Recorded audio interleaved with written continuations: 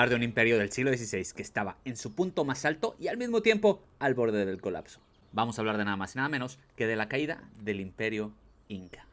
Y como siempre, un poquito de contexto, un poquito de historia. ¿A dónde nos vamos? Nos vamos a los Andes centrales de Sudamérica, es decir, Perú, Bolivia, Ecuador, parte de Chile, parte de Argentina y parte de Colombia. Es el imperio más grande de la época precolombina, con su capital en Cusco, lo que ahora es Perú.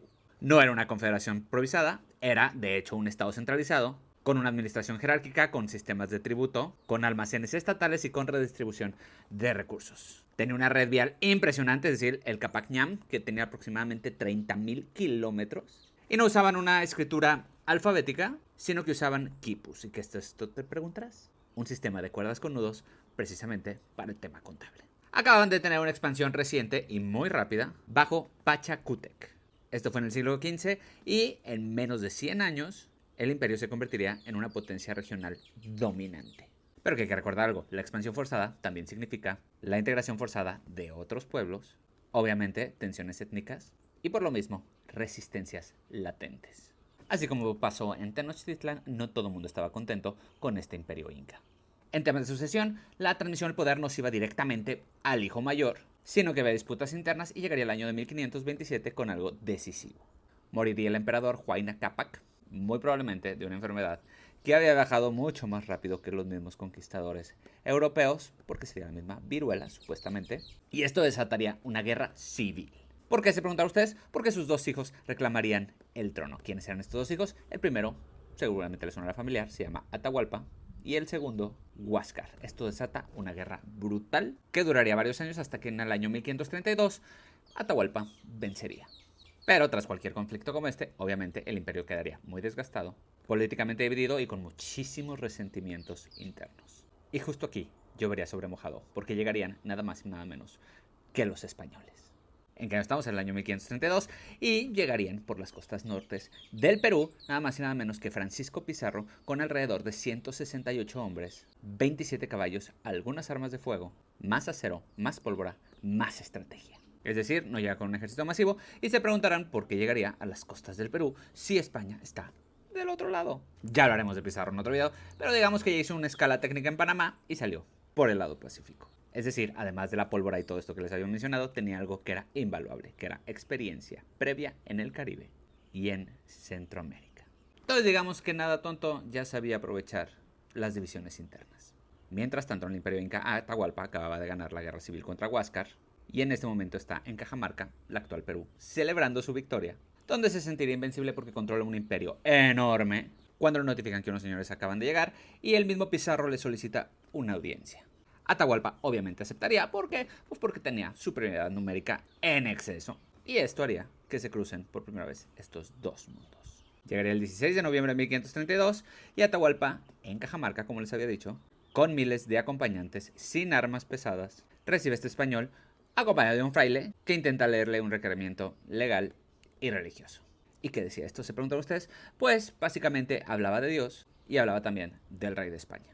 Atahualpa obviamente no entiende el documento y empieza a escalar una ligera tensión. Aquí llegaría el punto clave, porque todo tronaría. Es decir, Francisco Pizarro daría la señal. ¿Qué pasaría? Se disparan arcabuces, se lanzan cargas de caballería, ruido, humo, caballos, acero, que eran cosas que ellos no conocen muy bien, y en fin, esto se convertiría en una guerra psicológica. Miles de incas salen en pánico, obviamente, y a las pocas horas después de esto, el emperador Atahualpa sería capturado. No muere en combate, es tomado prisionero, pero esto cambiaría absolutamente todo. ¿Por qué? Se preguntaron ustedes. Porque el mismo Atahualpa les promete, por su rescate, llenarles una habitación de oro y 2 de plata. Se calcula que fue una de las mayores acumulaciones de metales preciosos de la época. ¿Y qué es lo que pasa? Se funden, obviamente, obras ceremoniales, objetos sagrados y mucho arte visual. Es decir, el rescate se paga, pero la libertad no llegaría. Y aquí tenemos un emperador cautivo y un imperio completamente paralizado. Además que recordemos que este imperio estaba prácticamente dependiendo fuertemente de una figura central, como lo era en ese momento, Atahualpa. Así que llegaría el año de 1533, con lo que vendría siendo la gran traición. ¿Cuál fue esta, te preguntarás?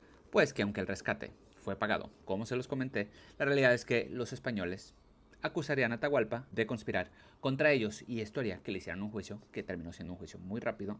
¿Por qué acusaciones te preguntarás? Pues obviamente por herejía, porque católicos, idolatría y la más extraña de todas, traición. Primero es sentenciado a la hoguera, es decir, a morir. Pero esto chocaría mucho con las creencias que tenía Atahualpa en ese momento, por lo que toma otra opción. ¿Y cuál es esta otra opción? Pues obviamente le ofrecen cambiar la pena de muerte si se bautiza. Y a lo que él respondería que sí. Y tras ser bautizado, de todos modos, se lo desvivirían por medio del garrote en julio de 1533. Es decir, el emperador del imperio más grande de Sudamérica moriría prisionero en este año. ¿Y qué pasaría con el imperio inca? Pues obviamente, sin Atahualpa, el imperio queda completamente desarticulado. Los españoles colocarían un gobierno títere con apariencia de continuidad, pero la realidad es que el control real ya no está en Cusco, ya está en las manos de Francisco Pizarro. En el año de 1533 los españoles marchan hacia Cusco, pero no entran solos, entran con un montón de indígenas aliados que habían sido sometidos por los incas, una historia muy similar a lo que vimos en Tenochtitlan. Y aquí llegaría un personaje de la historia que seguramente has escuchado mencionar, que se llama Manco Inca Yupanqui, que al ser un gobierno títere, obviamente al principio coopera, pero luego en el año 1536 se da cuenta que el control real lo tienen los españoles y organiza una rebelión tremenda a lo que se le llamó el sitio de Cusco, donde estos españoles durante meses quedarían prácticamente rodeados. Esta rebelión no logra expulsar a los españoles, pero demuestra algo importante, es decir, que esta conquista no fue inmediata, sino que hubo resistencia organizada, por lo tanto podemos decir que hubo una guerra real.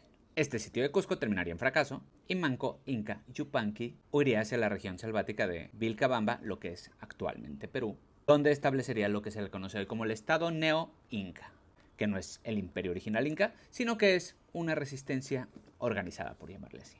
Y durante 40 años, Vilcabamba sería como un estado independiente, donde obviamente hay negociaciones, hay enfrentamientos, hay asesinatos y también hay cambios de liderazgo. Es decir, el imperio inca ya no es el que domina enteramente estos Andes, pero aún no ha desaparecido.